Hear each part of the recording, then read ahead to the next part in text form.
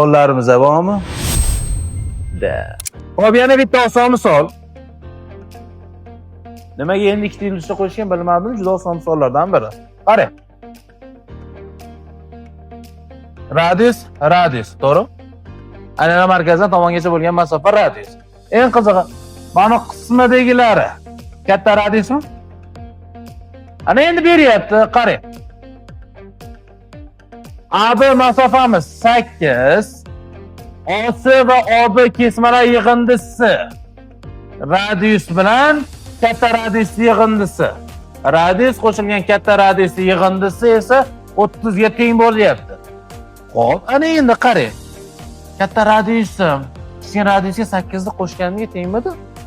Bo'ldi, o'rniga qo'ydim. Radius qo'shilgan kichkina radius qo'shilgan 8 teng 30. Ikkita radiusim teng. Ayirvordim 22, kichkina radiusim esa 11. Javob kelib chiqdi.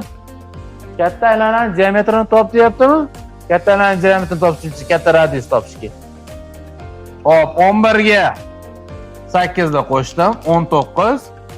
Diametri esa 19 ni 2 ga ko'paytirib olganmiz, teng bo'ladi 38 emas, 8. 38. Понятно? Bular misollarda ommaviy ko'rsatmasak bo'lmaydi. Dahshat misollarda. Qarang.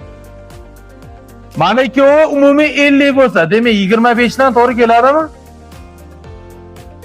Demak, mana ham 25 mi? Demak, mana qismichi 5 mi? Yolg'on gapirgan bo'laman. Hisobga qo'yinglar. Hop, endi qarang. 8 dan ko'tarilib ketyaptimi? Umumiy ko'rinishi 25 bo'lsa, mana qacha 8 bo'lsa, mana qismini top deyaptimi bizdan? Ha? Yo'q, buni qismi emas. Mana bu qismini top deyapman. Umumiy 25 mi, 50 mi? 50 dan, nima bo'lyapti bu? 50 dan ayrisiz 16.